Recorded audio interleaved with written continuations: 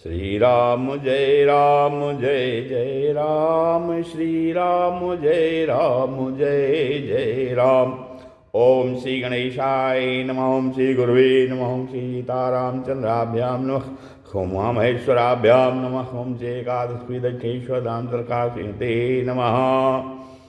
शांताकारं भुजगशयनं पद्मनाभं सुरेशं विश्वाधारं गगनसदृशं मेघवर्णं शुभांगं लक्ष्मीकान्तं कमलनयनं योगिभिर्ध्यानगम्यं वन्दे विष्णुं भवभयहरं सर्वलोकैकनाथं। यं ब्रह्मा वरुणेन्द्ररुद्रमरुतः स्तुवन्तु दिव्यैस्तवै वेदैशाङ्गपदक्रमोपनिषदैर्गायन्ति यं सामगा ध्यानावस्थितद्गतेन मनसा पश्यन्ति यं योगिनो यस्यान्तं न विदुषुरासुरगणा देवाय तस्मै नमः। नीलाम्बुजश्यामलकोमलाङ्गं सीतासमारोपितवामभागं पाणो महासायकचारुचापं नमामि रामं रघुवंशनाथं। लोकाभिरामं रणरङ्गधीरं राजीवनेत्रं रघुवंशनाथं। कारुण्यरूपं करुणाकरं तं श्रीरामचन्द्रं शरणं प्रपद्ये। वंशी विभूषितकरान् नवनीरदाभात् पीताम्बरादरुणबिम्बदलाधरोष्ठात् पूर्णेन्दुसुन्दरमुखात् अरविन्दनेत्रात् कृष्णात् परं किमपि तत्त्वमहं न जाने। भवानी शंकरो वन्दे श्रद्धाविश्वासरूपिणो याभ्यां विना न पश्यन्ति सिद्धा स्वान्तस्त्वमीश्वरम्। मनोजवं मारुततुल्यवेगं जितेन्द्रियं बुद्धिमतां वरिष्ठं वातात्मजं वानरयूथमुख्यं श्रीरामदूतं शरणं प्रपद्ये। मूकं करोति वाचालं पंगुं लङ्घयते गिरिं यत्कृपातमहं वन्दे परमानन्दमाधवं। गुरुर्ब्रह्मा गुरुर्विष्णु गुरुर्देवो महेश्वरः गुरु साक्षात् परब्रह्म तस्मै श्रीगुरुवे नमः। अज्ञानान्धकारस्य ज्ञानाञ्जनशलाकया चक्षुरुन्मीलितं येन तस्मै श्रीगुरुवे नमः। श्री राम जय राम, श्री राम जय जय राम। सत्संग के क्रम में आज श्रीमद् भगवद गीता के अध्याय 8 में 5वें श्लोक का कथन श्रवण किया जा रहा है। इसके पहले दूसरे श्लोक में अर्जुन ने 7 प्रश्न किए थे, जिसमें 7वां प्रश्न भगवान से किया था कि हे प्रभु, आप अंतकाल में कैसे जानने में आते हैं। तो भगवान उत्तर देते हैं अर्जुन को कि भगवान अंतकाल में जब मनुष्य के प्राण निकलते हैं तो अंतकाल में भगवान कैसे जानने में आते हैं। अंतकाले च मामेव स्मरन् मुक्त्वा कलेवरं यः प्रयाति समद्भावं याति नास्त्यत्र संशयः। कहते हैं कि जो मनुष्य जो है अंतकाल में भी मेरा स्मरण करते हुए शरीर छोड़कर जाता है। अंतकाले च मामेव स्मरन् मुक्त्वा कलेवरम, मेरा ही स्मरण करते हुए अंतकाल में जो मनुष्य अपने प्राण शरीर छोड़कर जाता है, यह प्रयादि समद्भावम, वह मेरे को ही प्राप्त होता है। नास्ति अत्र संशय, इसमें कोई संशय नहीं है, वो निसंदेह जो है इसमें संदेह नहीं है। तो जो मनुष्य जो है अंतकाल में शरीर जब छोड़ता है और शरीर छोड़ने के समय भगवान कहते हैं कि मेरे नाम का स्मरण करता है, मेरा स्मरण करता हुआ शरीर छोड़ता है, तो वो मुझको प्राप्त हो जाता है। या प्रयाद समद्भावम याद नास्ति संशय, इसमें कोई संदेह नहीं है, कोई शंका नहीं है। तो भगवान अंतकाले च मामेव, मतलब अंतकाल में भी मेरा स्मरण करते हुए जो शरीर छोड़कर जाता है। इसका तात्पर्य यह हुआ कि भगवान ने कहना चाहते हैं कि इस मनुष्य को जीवन में साधन भजन करके अपना उद्धार करने का अवसर दिया था। कि मनुष्य को भगवान पूरे जीवन भर साधन भजन करने का अवसर दिया है। पर मनुष्य जो है अगर कुछ नहीं करता, मनुष्य ने कुछ नहीं किया, मान लिया तो अब बेचारा वह मनुष्य अंतकाल में दूसरा साधन क्या करेगा, कुछ नहीं कर सकता है। इसलिए बस वो मेरे को याद कर ले। भगवान कहते हैं जो मेरा नाम ले ले तो इसको मेरी भक्ति प्राप्ति हो जाए, मेरी प्राप्ति हो जाएगी। मामेव स्मरण का तात्पर्य है सुनने समझने और मानने में जो कुछ आता है वह सब मेरा समग्र रूप है। भगवान कहता था जो उसको मेरा ही स्वरूप मानेगा उसको अंतकाल में भी मेरा ही चिंतन होगा। अर्थात उसने जब सब कुछ मेरा ही स्वरूप मान लिया तो अंतकाल में उसको जो कुछ याद आएगा वह मेरा ही स्वरूप होगा, इसलिए वह स्मरण मेरा ही होगा और मतलब मेरा स्मरण होने से उसको मेरी ही प्राप्ति होगी। तो मद्भावम कहने का तात्पर्य है कि साधक ने मेरे को जिस किसी भिन्न अथवा अभिन्न भाव से अर्थात सगुण निर्गुण साकार निराकार द्विभुज दो भुजा वाला चार भुजा वाला तथा नाम लीला धाम रूपा से स्वीकार किया है तो मेरी उपासना किया है तो अंत समय के स्मरण के अनुसार वह मेरे उसी भाव को प्राप्त होता है।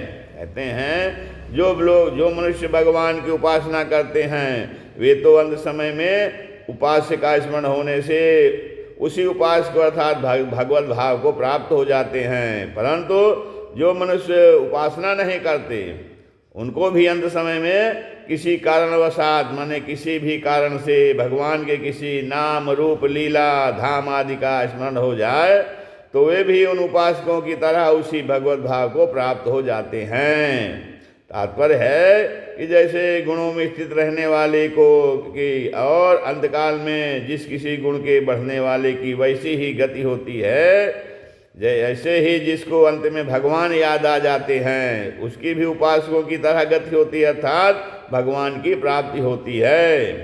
तब भगवान के जो है सगुण निर्गुण साकार निराकार आदि अनेक रूपों का और नाम लीला धाम आदि का भेद तो साधकों को की दृष्टि से है, अंत में सब एक हो जाते हैं, अर्थात अंत में सब एक मद भाव अर्थात भगवत भाव को प्राप्त हो जाते हैं। क्योंकि भगवान का समग्र स्वरूप एक ही है, परंतु वह गुणों के अनुसार गति को प्राप्त होने वाले अंत में एक नहीं हो सकते, क्योंकि तीनों गुण सत्व गुण रजोगुण और तमोगुण अलग अलग हैं। अतः जो है गुणों के अनुसार उनकी गतियां भी अलग अलग होती हैं। इसलिए भगवान का स्मरण करके शरीर छोड़ने वालों को ही भगवान का जो स्मरण करके शरीर छोड़ते हैं तो ऐसे शरीर छोड़ने वालों का तो भगवान के साथ संबंध रहता है और गुणों के अनुसार शरीर छोड़ने वालों का गुणों के साथ संबंध रहता है। इसलिए अंत में यदि भगवान का स्मरण करने वाले भगवान के सम्मुख हो जाते हैं अर्थात भगवान को प्राप्त हो जाते हैं, और जो गुणों से संबंध रखने वाले हैं वो गुणों के सम्मुख हो जाते हैं, अर्थात वो गुणों के कार्य गुणों का जो कार्य है सद्गुण सत्वगुण रजोगुण तमोगुण का जो कार्य है उस जन्म मरण के को प्राप्त हो जाते हैं, अर्थात जन्म मरण के बंधन में पड़े रहते हैं। भगवान ने यह एक विशेष छूट दी है कि जो मरणासन व्यक्ति है मरणासन व्यक्ति के कैसे ही आचरण रहे हों कैसे ही भाव रहे हों और किसी भी तरह जीवन बीता हो, पर अंतकाल में वह भगवान को याद कर ले तो उसका कल्याण हो जाएगा। अंतकाले जमामेव स्मरण मुक्ता कलेवरम यद प्रयाद समद्भावम नास्त्यत्र नास्त्यात् संशयः नास्ति अत्र संशयः। तो भगवान कहते हैं कि अंतकाल में जो भगवान को याद कर लेता है उसका भी कल्याण हो जाता है, इसमें कोई संशय नहीं हो, भगवत की प्राप्ति उसको हो जाती है। और कारण कि भगवान ने जीव का कल्याण करने के लिए उसको मनुष्य शरीर दिया है। साधन धाम मोक्ष का द्वारा पाहि न जय परलोक समारा सो परत्व दुख पावे और सिर धुरधन पछताय काल ही कर्म ही ईश्वर ही मिथ्या दोष लगाई।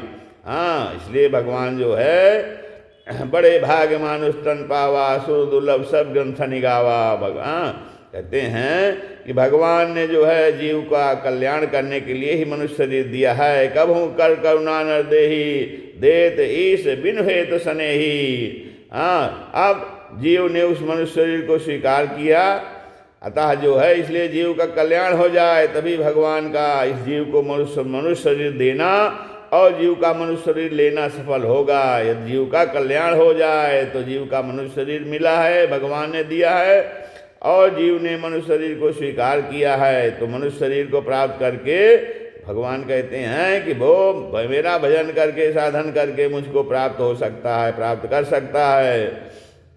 इसलिए जो है परंतु मनुष्य जीव क्या करता है, वो अपना उद्धार किए बिना ही आज दुनिया से विदा हो रहा है। तो इसके लिए भगवान कहते हैं कि भैया तेरी और मेरी दोनों की इज्जत रह जाए, इसलिए अब जाते जाते अर्थात अंत काल में भी तू मेरे को याद कर ले तो तेरा कल्याण हो जाएगा। हाँ, इसलिए हर एक मनुष्य के लिए सावधान होने की जरूरत है कि वह सब समय में भगवान का स्मरण करे, कोई समय खाली न जाने दे, क्योंकि अंतकाल का पता नहीं है और कब आ जाए। हाँ, वास्तव में सब समय अंतकाल ही है, यह बात तो है नहीं कितने वर्ष, इतने महीने और इतने दिनों के बाद मृत्यु होगी। देखने में तो यही आता है कि गर्भ में ही कई बालक मर जाते हैं, कई जन्मते ही मर जाते हैं, कई कुछ दिनों में, महीनों में और वर्षों में मर जाते हैं। तो इस प्रकार जो है मरने की चाल हर दम चल ही रही है। अतः जो है सब समय में भगवान को याद रखना चाहिए और यही समझना चाहिए कि बस यही अंतकाल है।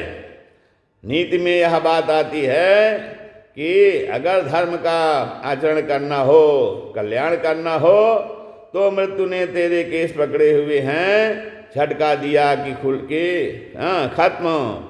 ऐसा विचार हरदम रहना चाहिए। गृहीत एव केसेषु मृत्युना धर्ममाचरेत। तब भगवान के इस प्रकार से भगवान ने इस प्रकार छूट दिया है मनुष्य को। मनुष्य मात्र को विशेष लाभ लेना चाहिए इससे। कहीं कोई भी व्याधिग्रस्त मरणासन व्यक्ति हो तो उसके इष्ट के चित्र या मूर्ति को तो उसे दिखाना चाहिए। हाँ, वो जिसका जो इष्ट है अर्थात भगवान के चित्र को, मूर्ति को उसको दिखाना चाहिए। जैसे उसकी उपासना हो, जो उसका जो इष्ट हो, और जिस भगवान नाम में उसकी रुचि हो, जिसका वह जप करता हो, वही भगवान नाम उसको सुनाना चाहिए।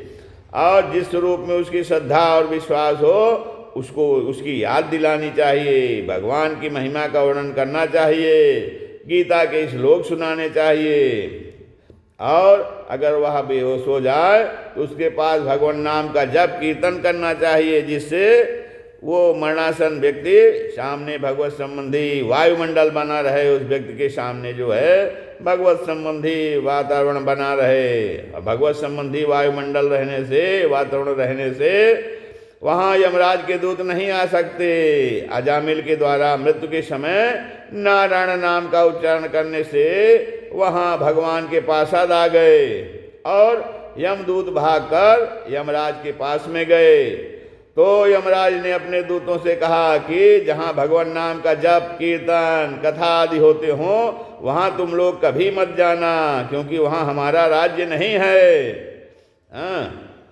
तो ऐसा कहकर यमराज ने भगवान का स्मरण करके भगवान से क्षमा मांगी कि मेरे दूतों के द्वारा जो अपराध हुआ है उसको आप क्षमा करें। अब अंतकाल में स्मरण का तात्पर्य है कि मनुष्य ने उसने भगवान का जो स्वरूप मान रखा है उसकी याद आ जाए। अर्थात उसने पहले राम कृष्ण विष्णु शिव शक्ति गणेश सूर्य सर्वव्यापक विश्वरूप परमात्मा आदि में से जिस स्वरूप का मान रखा है, जो अपना इष्ट बना रखा है, उस स्वरूप के नाम रूप लीला धाम गुण प्रभाववाद की याद आ जाए। इसलिए अंत समय में उसका स्मरण करना चाहिए।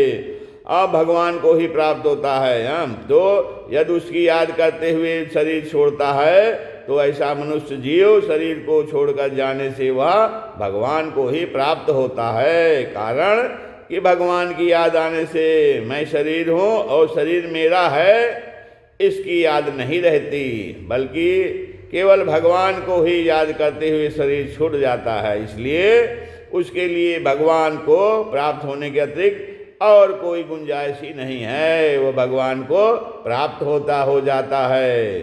अब यहाँ शंका क्या होती है कि जिस व्यक्ति ने उम्र भर में भजन स्मरण नहीं किया, कोई साधन नहीं किया, सर्वथा भगवान से विमुख रहा, उसको अंतकाल में भगवान का स्मरण कैसे होगा और उसका कल्याण कैसे होगा।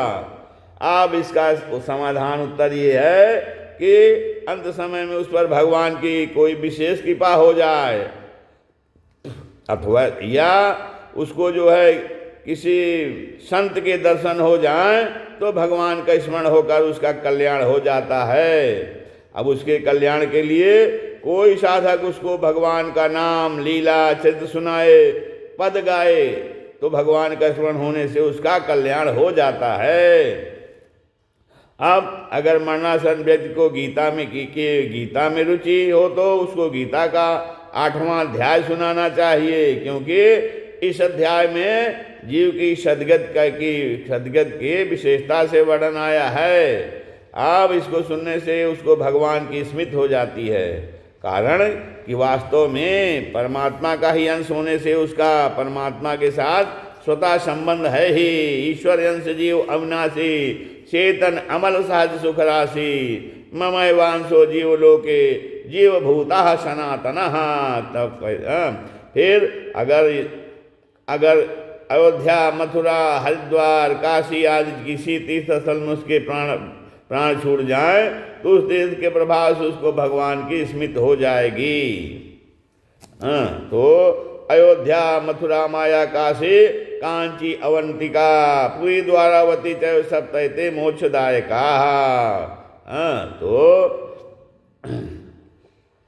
अब इन तीर्थों में यदि प्राण छूट जाए तो उसके प्रभाव, तीर्थ के प्रभाव से जीव को, मनुष्य को भगवान की स्मृति हो जाएगी। ऐसे ही जिस जगह पे भगवान का नाम का जप, कीर्तन, कथा, सत्संग आदि होता है, यदि उस जगह उस मनुष्य की मृत्यु हो जाए तो वहाँ के पवित्र वायुमंडल के प्रभाव से उसको भगवान की स्मृति हो जाएगी और अंतकाल में कोई भयंकर स्थिति आने से भयभीत होने पर भी भगवान की याद आ सकती है। अब शरीर छूटते समय शरीर, कुटुंब आदि की आशा ममता छूट जाए और यह भाव हो जाए कि हे नाथ, आपके बिना मेरा कोई नहीं है, केवल आप ही मेरे हैं, तो भगवान के स्मृत होने से कल्याण हो जाता है। ऐसे ही किसी कारण से अचानक अपने कल्याण का भाव बन जाए, अच्छा, तो भी कल्याण हो सकता है।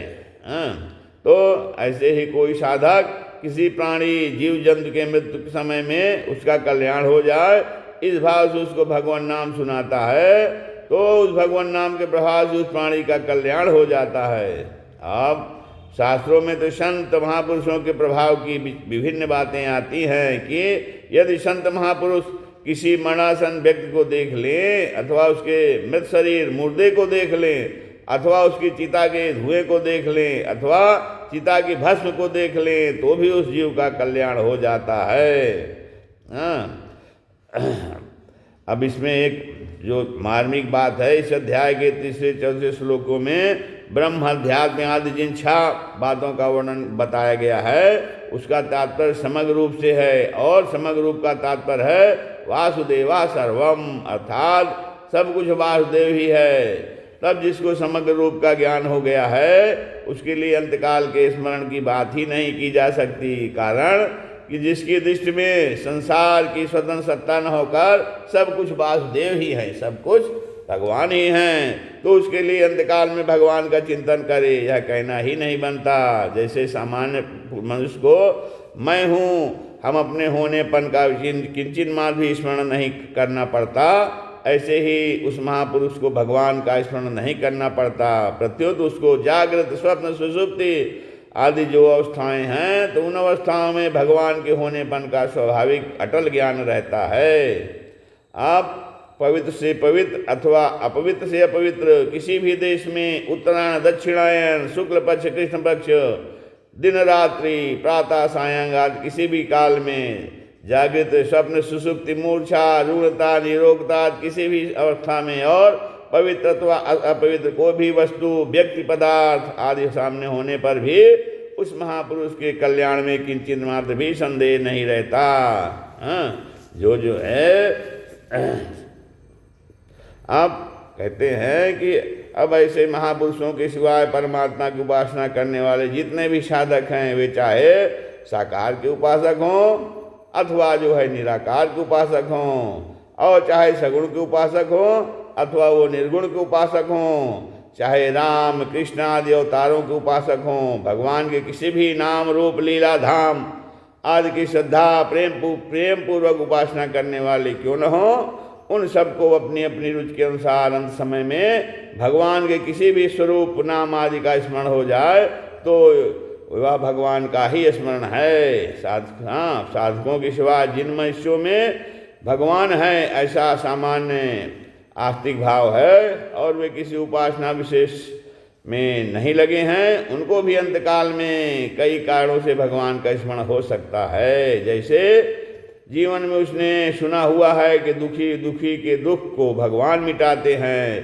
तब इस संस्कार से अंत समय की पीड़ा दुख के समय भगवान की याद आ जाती है। और अंत समय में अगर यमदूत दिखाई दे जाएं तो भय के कारण भगवान का स्मरण हो सकता है। कोई सज्जन उसके सामने जो है भगवान का चित्र रख दे, उसको दिखा दे तो उसको भगवान नाम सुना दें, भगवान की लीला कथा सुना दें, भक्तों के चरित्र सुना दें, तो उसके सामने कीर्तन करने लग जाए तो उसको भगवान की याद आ सकती है। इस प्रकार किसी भी कारण से भगवान की तरफ वृत्ति होने से वह स्मरण भगवान का ही स्मरण है। तब ऐसे साधक जो है और सामान्य मनुष्यों के लिए ही अंतकाल में भगवत स्मरण की बात कही जाती है, तत्वज्ञ जीवन मुक्त महापुरुषों के लिए नहीं। तो अंतकाले च मामेव स्मरण मुक्ता कलेवरम यह प्रयाद समद्भावम नास्त्यत्र संशयः। तो भगवान कहते हैं कि अंतकाल में जो भगवान का स्मरण करता है तो उसको निसंदेह भगवत प्राप्त हो जाती है। श्री राम जय जय राम, श्री राम जय राम।